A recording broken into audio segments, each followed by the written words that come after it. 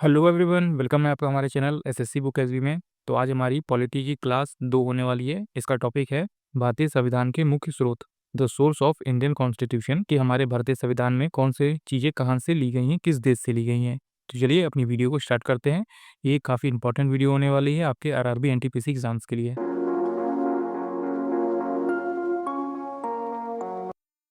तो आइए देखते हैं आज का हमारा जो दूसरा टॉपिक है वो आपने देख लिया होगा, सोर्स ऑफ इंडियन कॉन्स्टिट्यूशन, कि भारतीय संविधान में कौन सी चीज़ें कहाँ से ली गई हैं। इसमें हम पहला क्वेश्चन देखेंगे। भारतीय संविधान के राज्य के नीति निर्देशक सिद्धांत को डैश से लिया गया है। तो इसमें आपसे पूछा गया है कि जो भारतीय संविधान का नीति निर्देशक सिद्धांत है, जिसे हम डीपीएसबी भी कहते हैं, वो कहाँ से लिया गया है। तो वो लिया गया है, आप याद रखेंगे, ऑप्शन नंबर बी, आयरलैंड के संविधान से लिया गया है। तो ये काफ़ी ज़्यादा इंपॉर्टेंट क्वेश्चन बनता है आपके लिए। नीचे आप देख सकते हैं कि भारतीय संविधान के भाग 4 में अनुच्छेद 36 से लेके 51 तक राज्य के नीति निर्देशक तत्व का उल्लेख है, जिसका उद्देश्य भारत को एक कल्याणकारी राज्य के रूप में स्थापित करना है। इसे आयरलैंड के संविधान से लिया गया है। तो ये काफ़ी इंपॉर्टेंट क्वेश्चन है आपके लिए, आप इसे याद रखेंगे कि भारतीय संविधान का राज्य का नीति निर्देशक जो सिद्धांत है वो आयरलैंड के संविधान से लिया गया है। आइए बढ़ते हैं आगे और देखते हैं हमारा अगला नेक्स्ट क्वेश्चन। तो भारत के संविधान में मूल कर्तव्यों को देश के संविधान से उल्लेखित नागरिक कर्तव्यों से उधार लिए गए ये कहा जाता है। तो इसमें आपसे पूछा गया है कि मूल कर्तव्य को कहाँ से लिया गया है। तो ये आपका राइट आंसर हो जाएगा, जैसे आप देख पा रहे होंगे, यूएसएसआर से लिया गया है। मतलब कि उस समय में रशिया हुआ करता था, यूएसएसआर, तो वहाँ से ही लिया गया है मूल कर्तव्यों से। तो आप ये क्वेश्चन अच्छे से याद रख लीजिए कि भारत के संविधान में मूल कर्तव्य को यूएसएसआर, पूर्व सोवियत संघ के संविधान से उल्लेखित नागरिक कर्तव्यों से उधार लिया गया है। भारत के संविधान में मूल कर्तव्य का उल्लेख भाग 4 ए में किया गया है, जिसकी संख्या 11 है। 11वां मूल कर्तव्य जो है 10वें 86वें संविधान संशोधन अधिनियम 2002 के माध्यम से जोड़ा गया था। जो हमारी मूल कर्तव्यों की संख्या है वो पहले 10 हुआ करती थी, लेकिन फिर बाद में एक और मूल कर्तव्य जो है वो जोड़ा गया, वो 11वां मूल कर्तव्य था, जो कि 86वें संविधान संशोधन में ऐड हुआ था 2002 में। तो आप ये अच्छे से याद रख लीजिए कि हमारे मूल कर्तव्यों को कहाँ से लिया गया है, यूएसएसआर से लिया गया है। आइए आगे बढ़ते हैं, अगला क्वेश्चन लिखते हैं। भारतीय संविधान में शामिल मौलिक कर्तव्य से संबंधित खंड से अंगीकृत किया गया है। तो इसमें भी वही क्वेश्चन पूछा गया है कि मूल कर्तव्य और मौलिक कर्तव्य दोनों एक ही हैं, तो आप इसमें कंफ्यूज मत होइए। मौलिक कर्तव्य पूछा जाए या फिर मूल कर्तव्य पूछा जाए, तो ये दोनों ही चीज़ें दो एक ही हैं। ये यूएसएसआर से लिया गया है, सोवियत संघ से लिया गया है। तो ये काफ़ी ज़्यादा इंपॉर्टेंट क्वेश्चन बनता है आपके लिए। मौलिक कर्तव्य आप याद रख लीजिए, ये हमारे संविधान में कहाँ से लिया गया है, तो यूएसएसआर से लिया गया है। आइए कुछ और भी चीज़ें जो है देखते हैं कि देश और उनसे लिए गए कुछ तत्व। तो पहला है इंग्लैंड। इंग्लैंड से क्या लिया गया है, संसात्मक शासन प्रणाली ली गई है, एकल नागरिकता ली गई है। तो ये आप अच्छे से याद रख लीजिए, इंग्लैंड से लिया गया है। जैसे आपने देखा कि इंग्लैंड से लिया गया है संसात्मक शासन प्रणाली और एकल नागरिकता ली गई है। इसी तरह आता है हमारा यूएसएसआर। इससे आपको पता हो गया होगा कि मौलिक कर्तव्य लिया गया है। फिर उसके बाद है जर्मनी। जर्मनी से क्या लिया गया है, आपातकाल के दौरान राष्ट्रपति की मौलिक अधिकार संबंधी शक्तियाँ। तो जर्मनी से लिया गया है कि जब आपातकाल लगे तो उसके दौरान जो राष्ट्रपति की मौलिक अधिकारी संबंधी शक्तियाँ हैं उस बारे में लिया गया है। फिर है यूएसए। यूएसए से क्या लिया गया है, तो मौलिक अधिकार दिया गया है, संविधान की सर्वोच्चता दी गई है, न्यायपालिका की स्वतंत्रता और वित्तीय आपात। इन सभी जो चीज़ें हैं ये सभी का कहाँ से लिया गया है, तो यूएसए से लिया गया है। तो ये काफ़ी ज़्यादा इंपॉर्टेंट है। इन 4 देशों से जो भी चीज़ें ली गई है वो आपके एग्जाम्स में पूछी जाती हैं। तो ये आप ये अच्छे से याद रख लीजिए। आगे बढ़ते हैं, अगला क्वेश्चन आता है हमारा। आगे आता है हमारा क्वेश्चन, भारत के संविधान में अर्ध संघीय शासन प्रणाली की विशेषता किस देश के संविधान से ली गई है। तो इसमें आपसे पूछा गया है कि जो भारत के संविधान में अर्ध संघीय शासन प्रणाली है उसकी विशेषता किस देश के संविधान से ली गई है। तो आपका राइट आंसर हो जाएगा कनाडा के संविधान से लिया गया है। तो ऑप्शन नंबर सी आपका बिल्कुल से राइट आंसर हो जाएगा। जैसे आप नीचे देख पा रहे हैं कि भारतीय संविधान में अर्ध संघीय शासन प्रणाली कनाडा के संविधान से ली गई है। इसके अलावा सर्वोच्च न्यायालय का सलाहकारी क्षेत्राधिकार, केंद्र द्वारा राज्य में राज्यपाल की नियुक्ति आदि विशेषताएं भी कनाडा के संविधान से ली गई है। तो ये काफ़ी ज़्यादा इंपॉर्टेंट है, आप इसे अच्छे से याद रख लीजिए कि जो अर्ध संघीय शासन प्रणाली है ये हमारे संविधान में कहाँ से लिया गया है, कनाडा से लिया गया है। आइए बढ़ते हैं आगे, अगला क्वेश्चन आता है हमारा।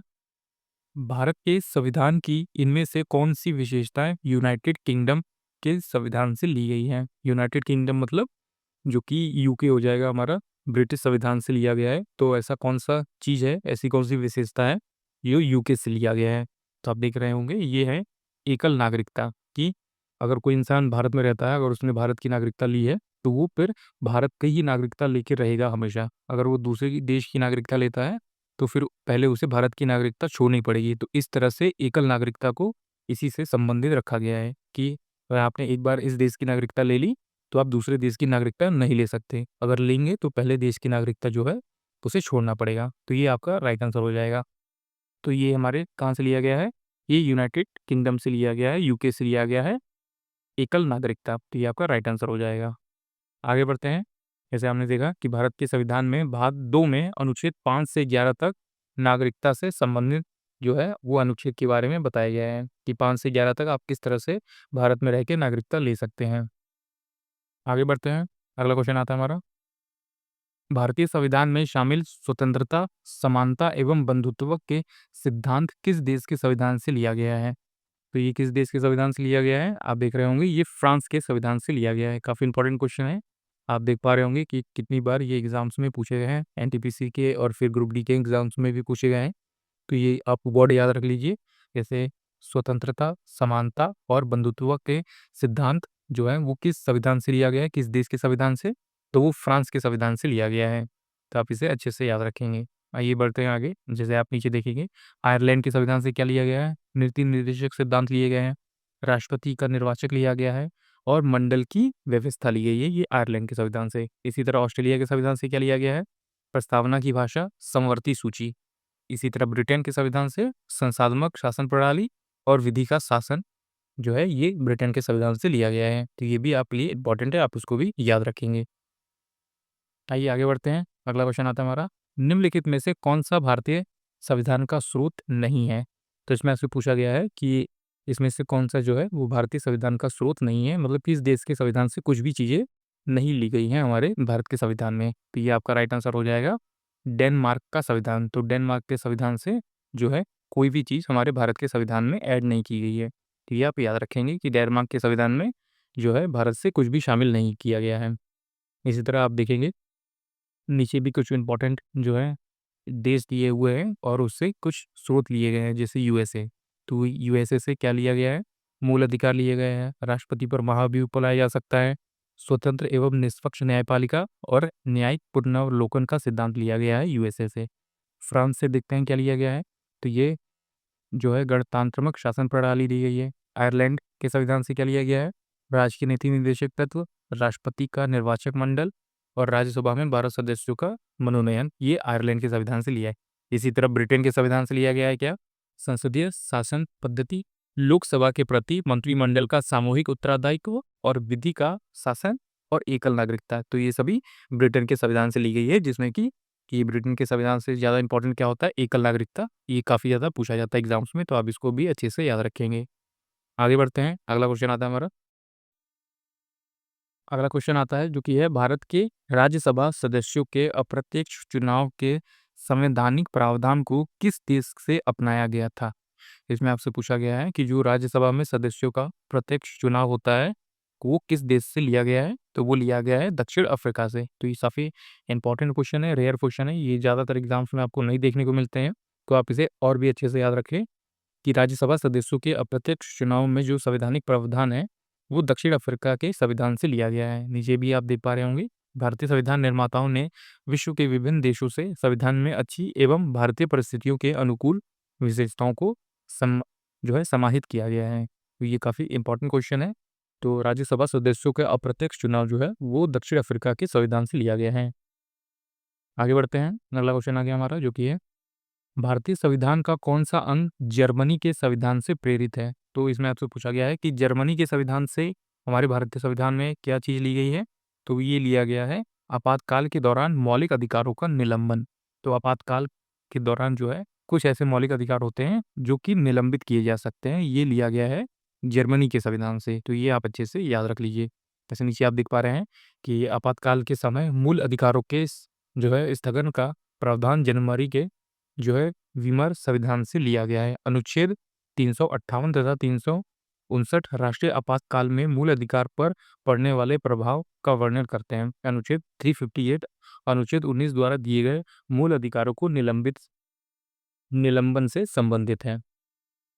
तो ये आपके लिए काफ़ी ज़्यादा इंपॉर्टेंट क्वेश्चन बनता है कि जर्मनी के संविधान से ये प्रेरित है कि आपातकाल के दौरान जो कुछ ऐसे मौलिक अधिकार हैं जो हमारे अनुच्छेद 19 में दिए गए हैं, जैसे कि बाहर जाना, घूमना, ग्रुप बना के इकट्ठा होना, बैठना, तो ये सारे अधिकार जो हैं वो कैंसिल हो सकते हैं जब आपातकाल लगा हो। तो ये कहाँ से लिया गया है?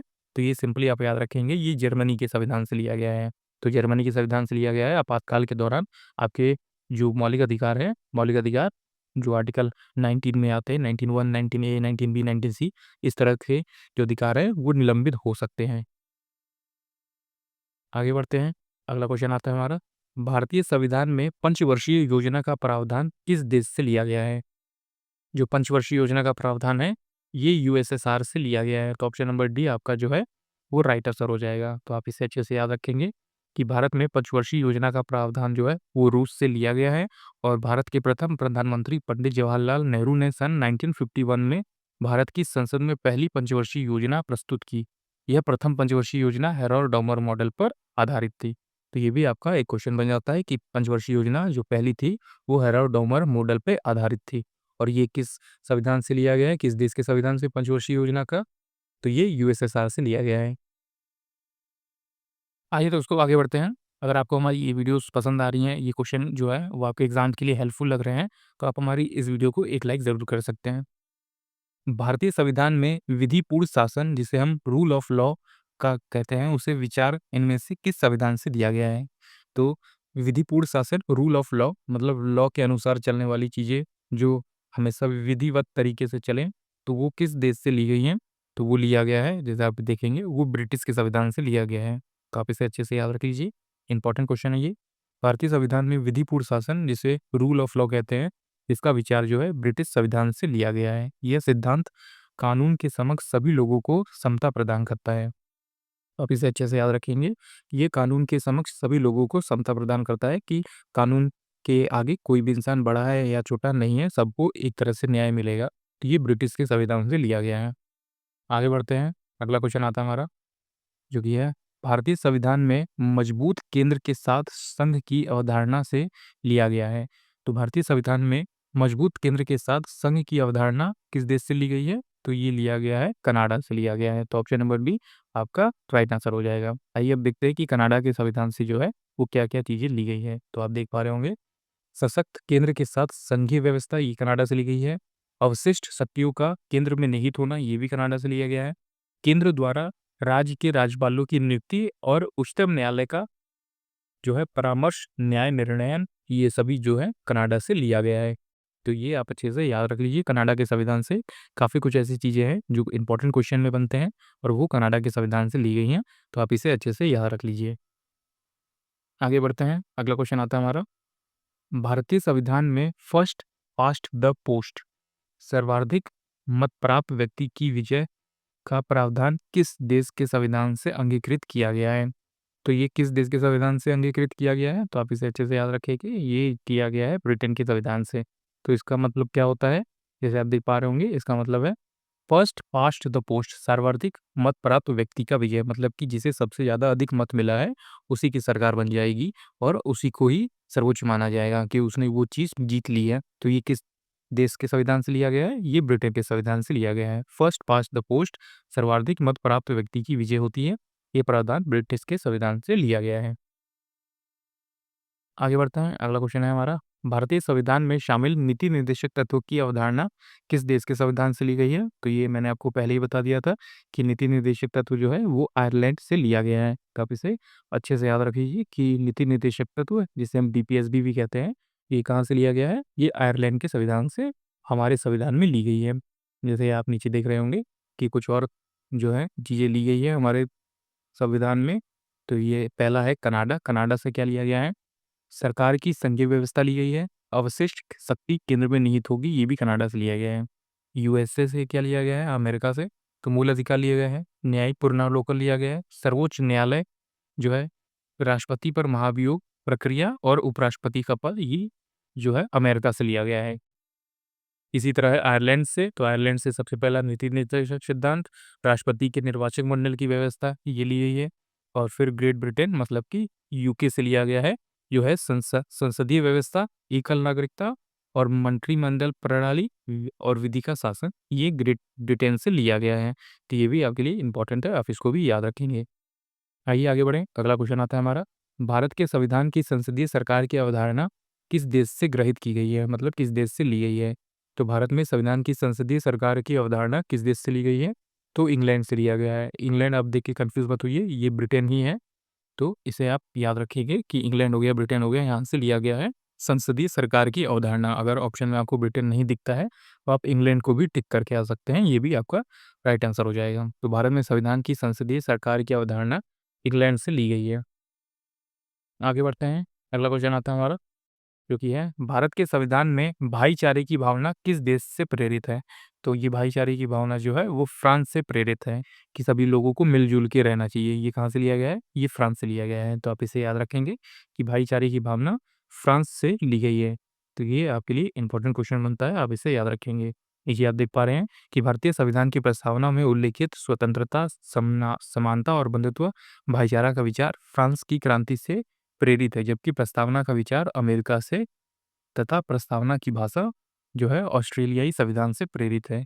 तो ये 3 अलग-अलग जगहों से ये चीज़ें ली गई हैं। जो पहली है प्रस्तावना में उल्लिखित समानता और स्वतंत्रता, बंधुता, ये जो है वो ये फ्रांस की क्रांति से लिया गया है, मतलब इनडायरेक्टली फ्रांस से लिया गया है। और जबकि प्रस्तावना का जो विचार है कि हमारे संविधान की प्रस्तावना होनी चाहिए जिसमें कि बहुत सारी चीज़ें कम शब्दों में लिखी हों कि हमारे संविधान में ये सारी चीज़ें हैं, ये अमेरिका से ली गई है। और प्रस्तावना की भाषा क्या होगी, ये ऑस्ट्रेलियाई के संविधान से लिया गया है, मतलब ऑस्ट्रेलिया के संविधान से लिया गया है। तो तीनों अलग-अलग चीज़ें हैं और तीनों अलग-अलग जगह से ली गई हैं। ये क्वेश्चन आपके लिए काफ़ी ज़्यादा इंपॉर्टेंट है, आप इसको अच्छे से याद रखेंगे। आगे बढ़ते हैं, अगला क्वेश्चन आता है हमारा, भारतीय संविधान में मौलिक कर्तव्य किस देश के संविधान से लिया गया है। तो मौलिक कर्तव्य आपके लिए काफ़ी ज़्यादा इंपॉर्टेंट हो गया है। ये है सोवियत संघ से, मतलब यूएसएसआर से हमारे देश में मौलिक कर्तव्य की जो है अवधारणा ली गई है। तो मौलिक कर्तव्य आप याद रखेंगे किस देश से लिया गया है, तो यूएसएसआर से लिया गया है, सोवियत संघ से लिया गया है। नीचे आप देख पा रहे हैं कि भारतीय संविधान में मौलिक कर्तव्य को 42वें संविधान संशोधन 1976 में स्वर्ण सिंह समिति की अनुशंसा पर सोवियत संघ के संविधान से लिया गया है।